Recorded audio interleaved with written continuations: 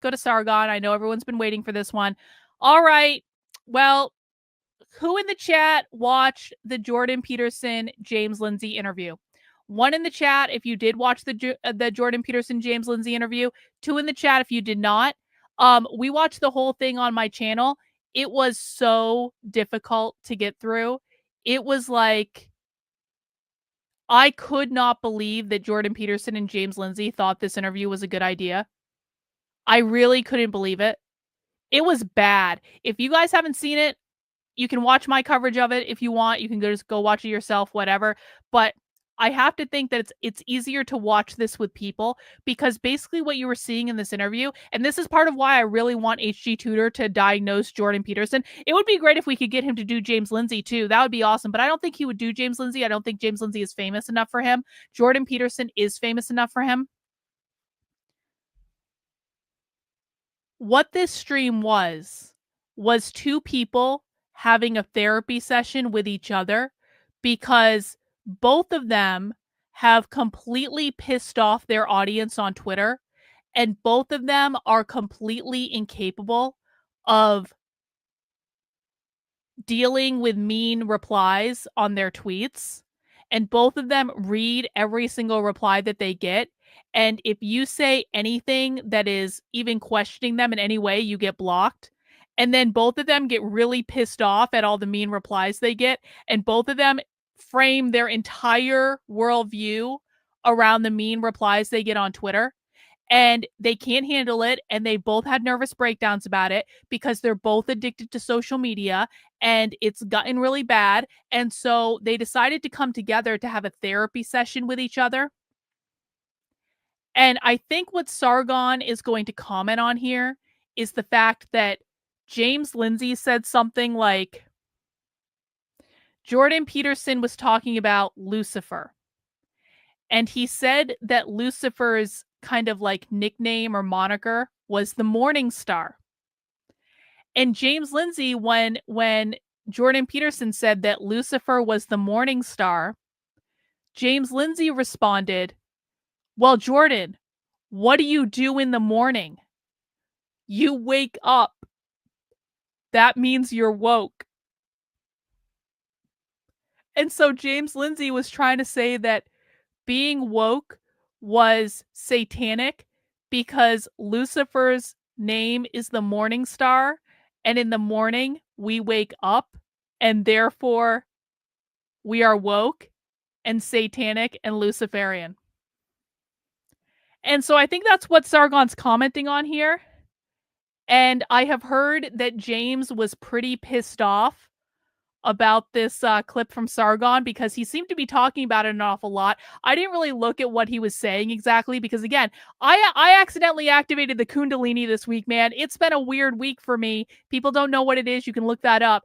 And so I really have been trying to stay off social media a lot this week, because I'm feeling energy. I know this is woo, but I'm feeling energy much more strongly now than I normally do, because I fucking accidentally activated the Kundalini.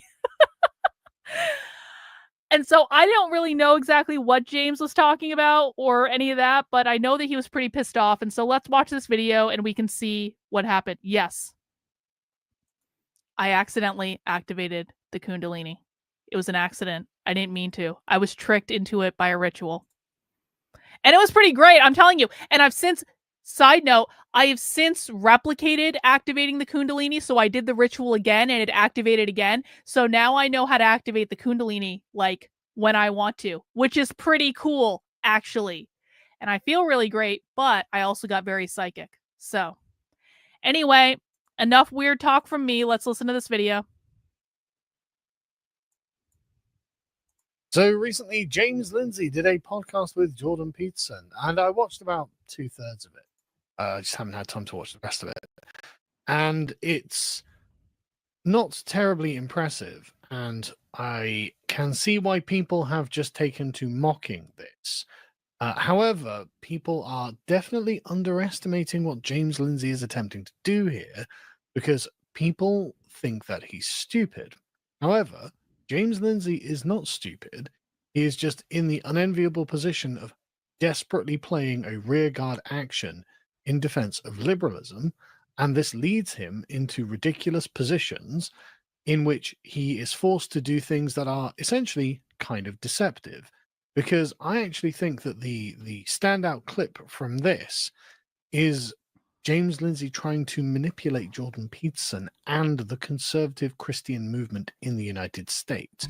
There's no secret that James Lindsay is deeply against Christian nationalism because he sees it as being an anti-liberal movement. And no, James is against all Christianity, but James loves Christian moms because they bang him at his events, because James forced his wife to be in an open marriage she didn't want to be in so that he could go bang his Christian mom groupies at their events. So James is not a Christian or a Catholic in any way. James hates Christians. He hates Catholics. He drags them literally all the time. He just likes making money off of Christians and fucking the wine moms, basically.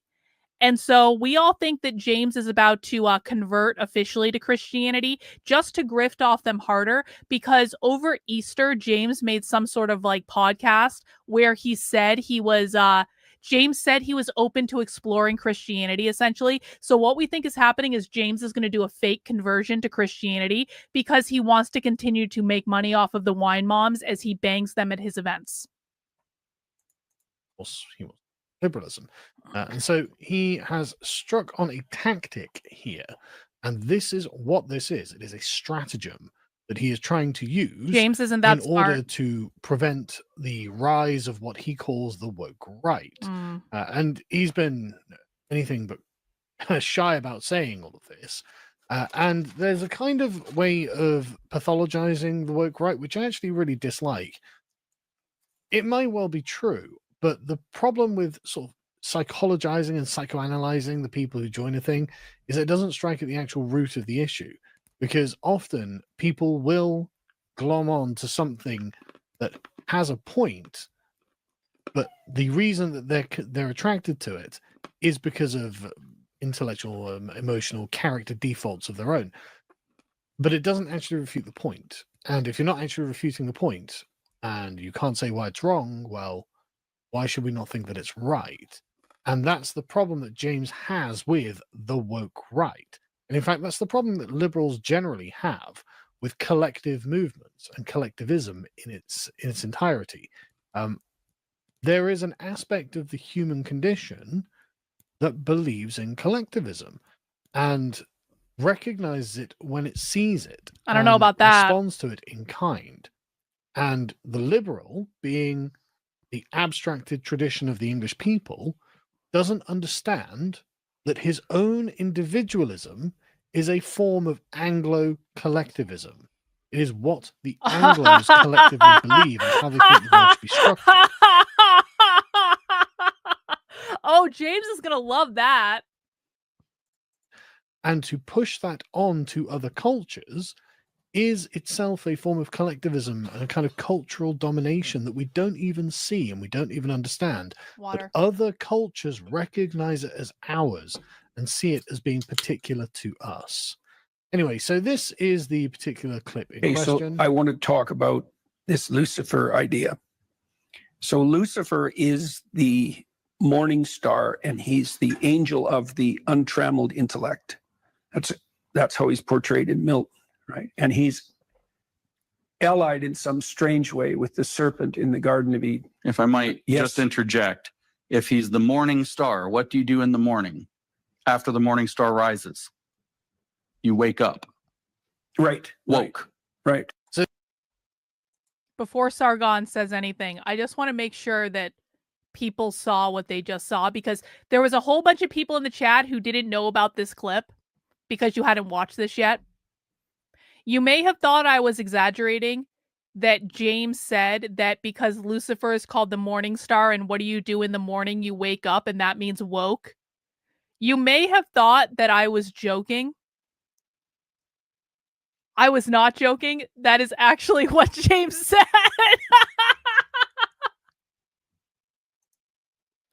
Let's watch it again just so you guys can hear in case you were caught off guard.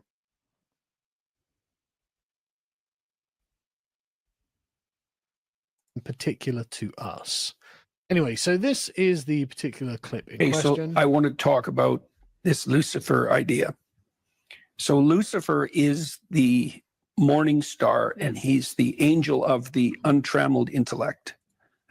That's how he's portrayed in Milton, right? And he's allied in some strange way with the serpent in the Garden of Eden. If I might just interject, if he's the morning star, what do you do in the morning after the morning star rises? You wake up. Right. Woke. Right.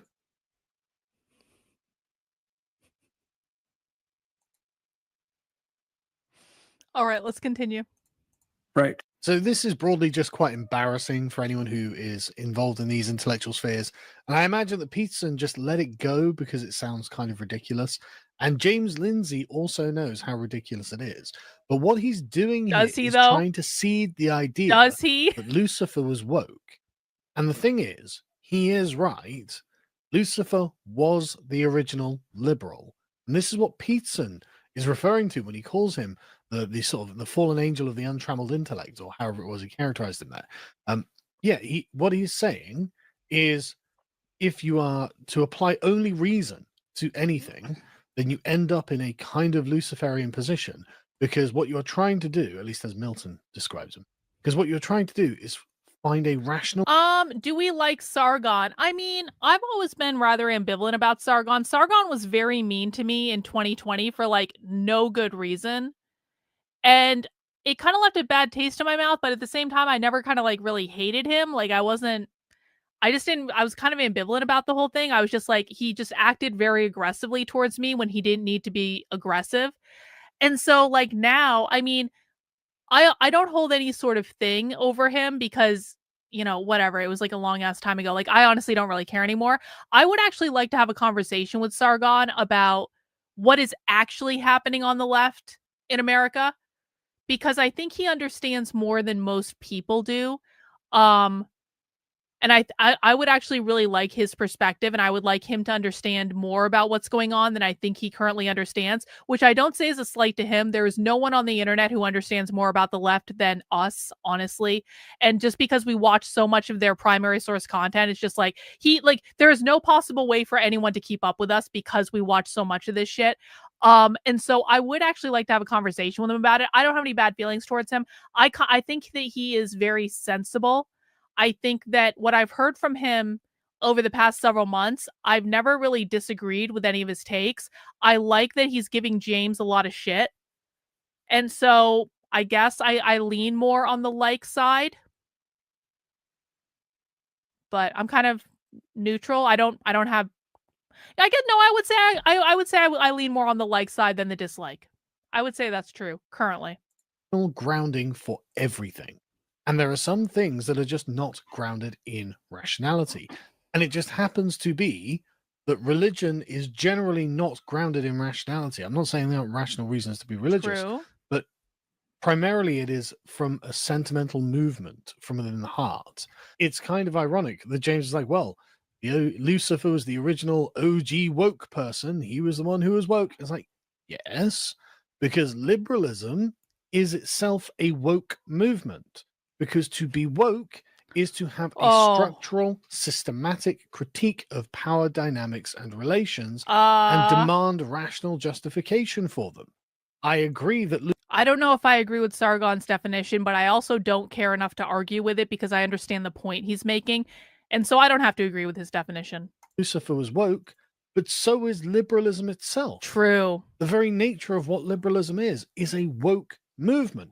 And it was entirely predicated on critiquing the unjust power of the king. This irrational, I understand where he's going now. Inherited power structure was what liberalism was critiquing. And the only difference between liberalism then and wokeism. Yeah, but like, why are we even continuing? I understand that he's saying woke is critical theory and postmodernism. Okay, I get that. But like, I guess where I'm confused is why are we even still pretending that critical theory and postmodernism is different than Marxism? Why are we pretending that? It's not. It is an offshoot of Marxism. It all comes from Marxism. It all leads back to Marxism. It all goes to the same place. So why aren't we just calling it a spade? Why are we just calling a spade a spade? I think it's very confusing for people to hear woke is critical theory. And I'm not saying you're doing this, Mies, again. I know what you're doing. But like, I think it's very confusing for people to hear woke is postmodernism, woke is critical theory, woke is this, woke is that, woke is this other thing. And it's just like, why can't we all just kind of get around the idea that woke is Marxism? It is revolutionary socialism. It is a socialism that wants to overthrow our entire system, that believes capitalism caused every problem in this country. Critical theory is sussing out how capitalism caused problems. It's being critical of our systems to suss out. This is a horrible freeze frame for Sargon. I'm doing him dirty, and I don't mean to do him dirty. That's much better. Okay, sorry, Sargon. But like, the whole point of critical theory is to suss out how capitalism is oppressing people across all these different fields. Critical race theory is about sussing out how capitalism oppresses people with race. Gender ideology is about assessing how capitalism oppresses people with gender. Queer theory is about assessing how capitalism oppresses people through normativity. Disability studies is about assessing how capitalism oppresses people through able-bodiedness. Fat studies is about assessing how capitalism oppresses people who are fat. Like, environmental justice is about assessing how capitalism destroys the environment. It all goes back to capitalism, and that means it all goes back to Marxism. So why can't we just fucking say it? Woke is Marxism. Critical theory is Marxism. Postmodernism is Marxism. And I understand that Sargon is more of a philosopher than I am. I come at this from a very highly practical level of like, I only care about what actually happens in the real world. So I understand he might philosophize his way around this to say, well, no, technically critical theory is this and postmodernism is this, and there are different types of I understand he's going to philosophize his way around this, but in terms of explaining it to average people are not going to be a philosopher. Anyway. Critiquing, and the only difference between liberalism then and wokeism now is that liberalism is now the power structure that is being critiqued with its own tools. This is no different to what liberalism did with monarchy in the 18th century, and saying, well, look, I happen to like the bourgeois establishment that we have now. Okay, that's great, but there's absolutely nothing that stops the revolution once it's got going. And if you've got a tool that you use to take apart someone else, and that tool can be used to take apart you, well, I mean, I'm just saying I'm a little less sympathetic to that. Anyway, so yeah, James is well aware of what he's trying to do here. He's trying to suggest that being woke is being satanic, and being satanic is being woke right, to make sure the Christians stay on the liberal plantation. They look over the fence. Yeah, okay. That's where the Satanism is. Okay, I understand where Sargon was going now. Okay, I agree with his assessment. When in fact, it is the woke liberals, the original woke liberals, who have them on their plantation from which they're not allowed to leave. And this is what James Lindsay is clumsily doing in this particular part of the interview. And you can say, well, look, I agree with him, and that's fine. You can agree with him. And you can say, look, I disagree with him, and that's fine. You can disagree with him. But the tactic is quite plain, at least to me. And I think that actually... See, and this is why I actually want to talk to Sargon. Because, and by the way, I reached out to them and I never heard back. So don't say, hey, send him an email. He probably would. I have reached out to them. I never heard back. So if it happens, it would have to come from them. I have already tried, and I'm not going to try again. I have given it up to God and the universe. If it's meant to happen, it will, all that stuff. But this is why I would actually want to talk to him, because Sargon thinks in terms of like breaking down the tactics people are using, and not everyone thinks like this. And so I think it would actually lead to a very fruitful discussion on what the left is actually doing in America, which also does apply in the UK. I just don't understand the system in his country as well as I understand the system here. So, I mean, it might even be a good, I don't think he would ever actually do it, but like, it would actually be a good conversation to kind of like compare notes. What does he see over in the UK? How does that align with what's going on in the US? Like, what are they doing the same? What are they doing different? I don't know. I think it would be interesting. There's a much broader and deeper conversation to be had rather than just, Yep. we need to True. maintain the integrity of liberalism, which again, I want to stress, was the original woke movement. It was obviously widely mocked by people online because it is ridiculous, but nobody was really giving an adequate explanation as to why this was so silly. Obviously, it's ridiculous, clownish. But James is prepared to take the slings and arrows as long as later on he can try and say, well, look, if you are woke right, you are Luciferian, even though the content of what the woke right want is the diametric opposite of what the woke left want. And the actual content of what True. they're trying to construct is actually more in line with Christian values, hence them calling themselves Christian nationalists, than the actual Luciferian values of the woke left. There's a reason why they seem to resemble the chaos gods so much. It's because they actually want destruction, degeneracy, and change for change's sake, as well as all of the pathologies of Nurgle. They're in favor of all of those things. Whereas the Christian nationalists are actually arguing for a more wholesome Christian civilization.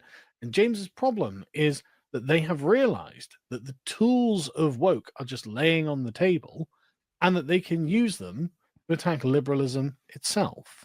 And he will just come out and tell you that that's what's happening.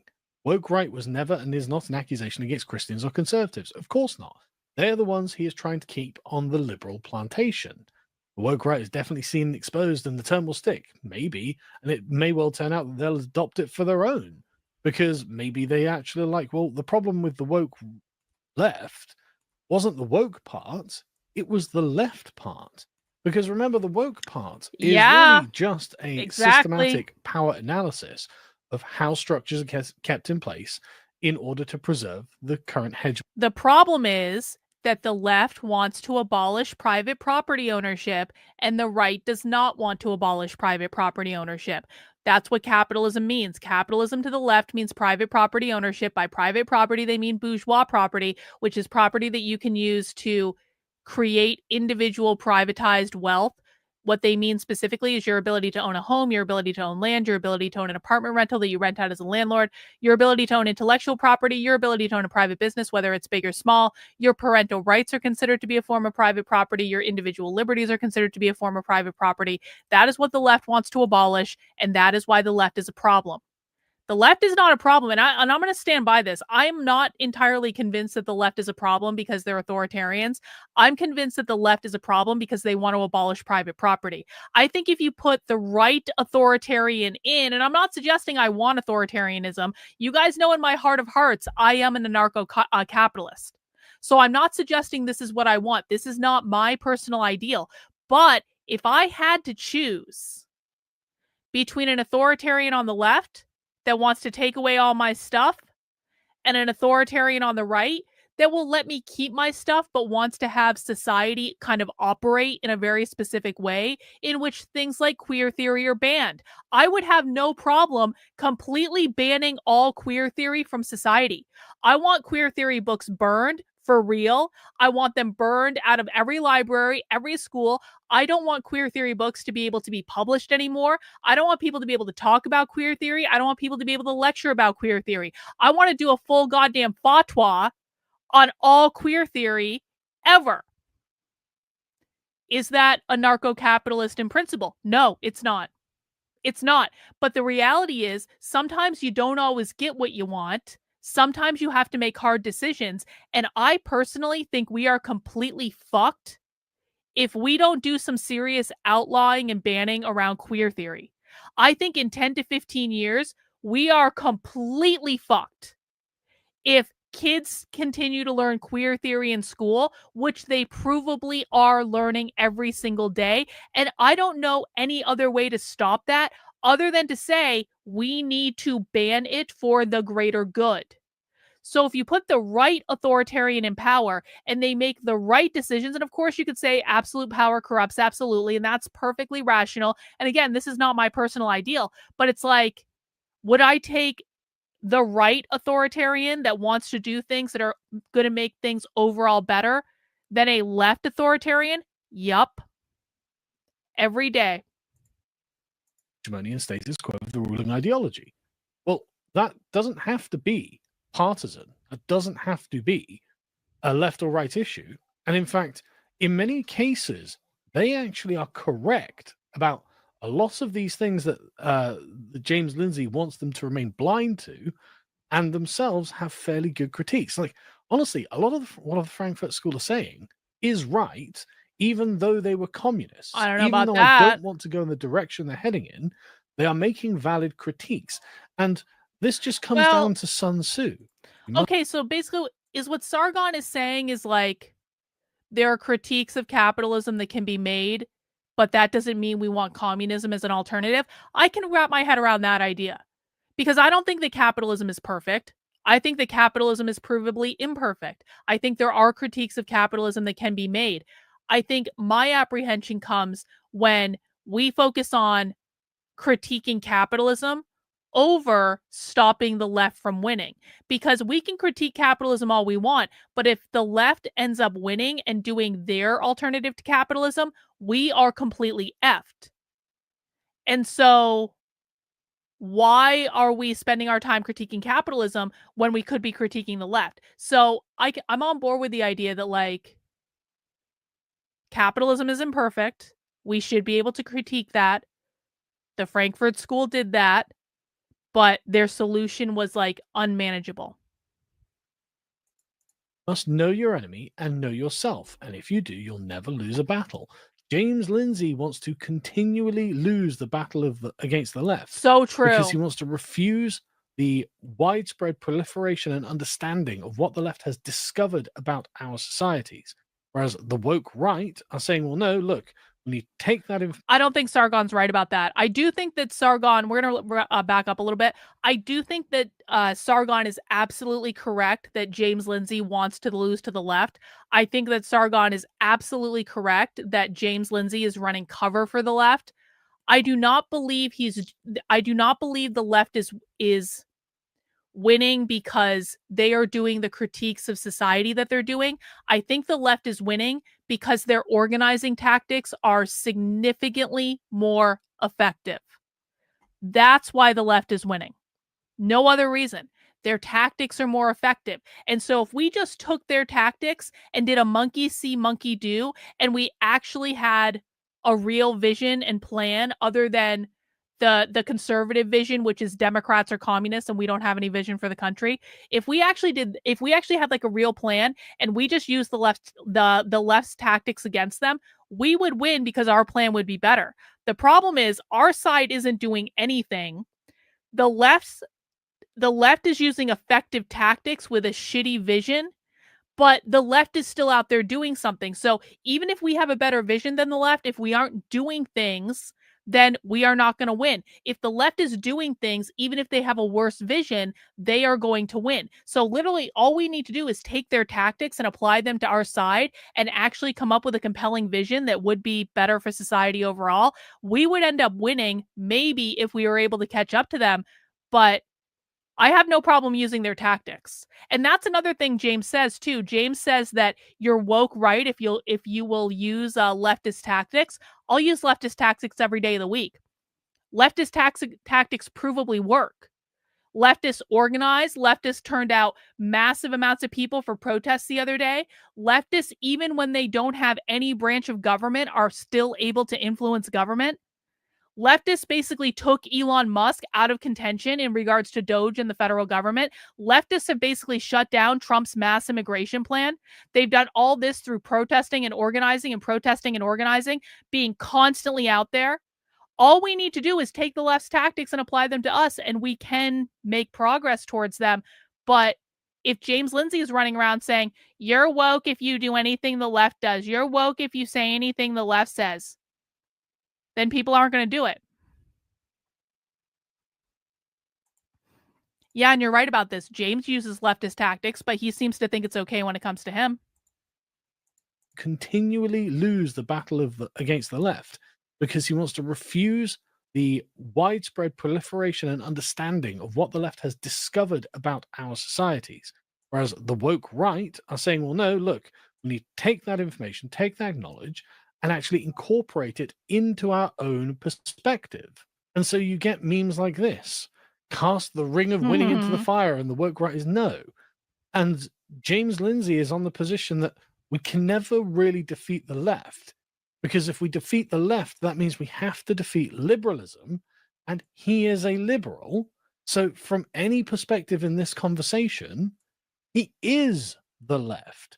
And that's why people point out that, look, he is definitely trying to purge the authentic right from the right, from the conservative movement. True. And he turns into a pink-haired gender goblin as soon as certain uncomfortable topics come up to which the liberal has no good answer, and in fact would require them to move off of liberalism entirely to be able to properly discuss. Yes, James Lindsay is the leftist in this conversation because liberalism is fundamentally a left-wing movement. And he is, in a way, using this mimetic framework in order to prey on the more ignorant pastors in the church. Yes, he is trying to make sure that the pastors and the Christians themselves remain in the liberal framework so he can make sure that liberalism survives. Because if the Christian right in America decides, you know what, we're not going to be liberals anymore because it seems to be a Luciferian creed that's intent on destroying everything God made, which I think it actually is, then why wouldn't he be acting as this agent of chaos against the right? He, of course, would. He's got every reason to do so.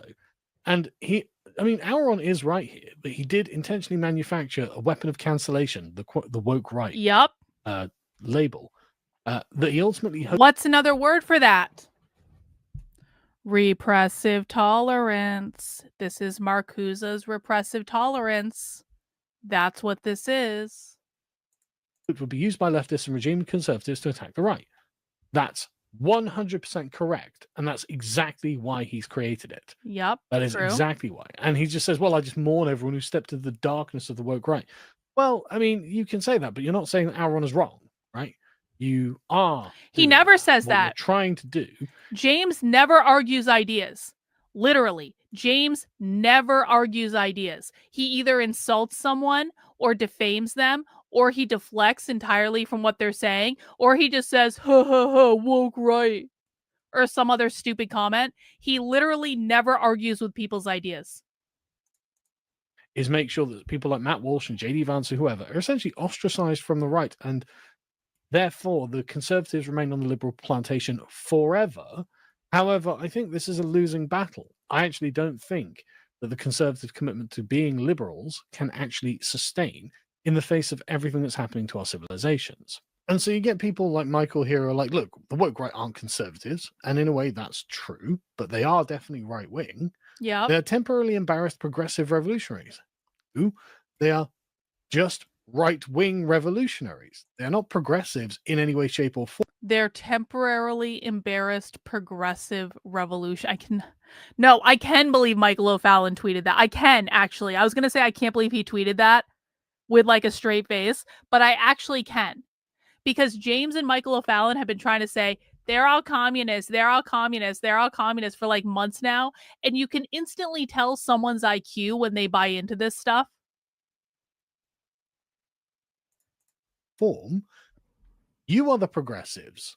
You are the ones who look at the established natural society of humankind and say, this is not acceptable because it has collective concepts contained within it. We want hardline individualism, and to get it, we are going to critique any power structure that is created by collective identity. And that's how liberalism won its wars.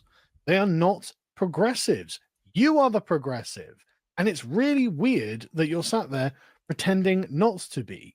You are not in any way traditionalists. You are absolute individualists who want atomized humanity. I mean, like, I don't even need to explain it, really. But it is you who are very much on the left of this conversation, and the woke right are very much on the right. They are just postmodern. They are living in the postmodern era. We are living with the consequences of what the postmodern left did in the 20th century. And they have decided, well, I think if this can be used to win, why can't we use it to win? And the liberals' only answer is, well, we won't have a liberal society at the end of that. Well, and the woke right say, cookies. Deal. Yeah, deal. Deal. Exactly. Sargon totally fucking gets it. I don't think he's 100% of the way there. I think he's like 90% of the way there, but he gets it a lot better than like basically everyone else talking about this. So that's pretty great, actually. That was pretty great.